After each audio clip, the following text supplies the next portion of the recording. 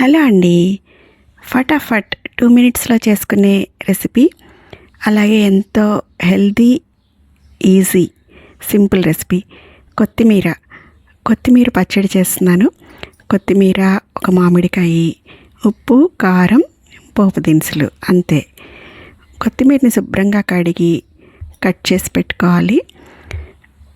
మామిడికాయ తొక్కు తీసి ముక్కలు కట్ చేసి పెట్టుకోవాలి.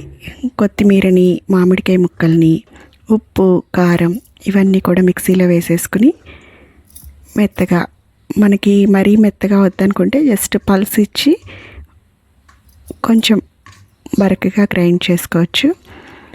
రోలు ఉంటే రోట్లో పచ్చడి చేసుకుంటే ఇంకా చాలా చాలా బాగుంటుంది. నాకు రోల్ అవైలబిలిటీ లేదు కాబట్టి నేను మిక్సీలో వేస్తున్నాను, అందుకే మరీ మెత్తగా చేయట్లేదు. ఇది మిక్సీ వేసేసిన తర్వాత దీనిలో పోపు పెట్టుకుని,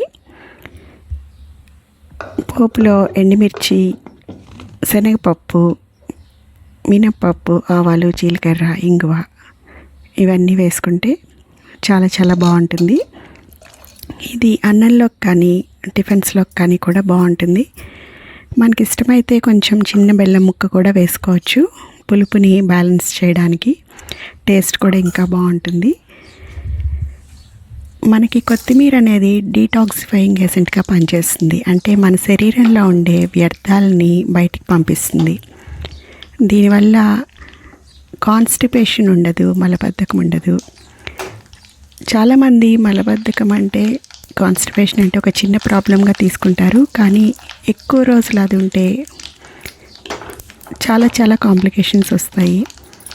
బరువు పెరుగుతారు, అలాగే పైల్స్ లాంటివి కూడా రావచ్చు.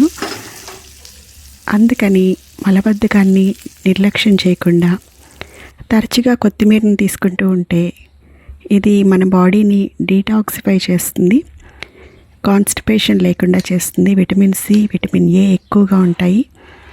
మామిడికాయలో కూడా విటమిన్ సి చాలా ఎక్కువగా ఉంటుంది, విటమిన్ ఏ చాలా ఎక్కువగా ఉంటుంది. చూసారుగా ఎంత సింపుల్ రెసిపీనో. ఇలాంటి మంచి మంచి రెసిపీస్ కోసం తప్పకుండా మన ఛానల్ని సబ్స్క్రైబ్ చేయండి, షేర్ చేయండి, లైక్ చేయండి.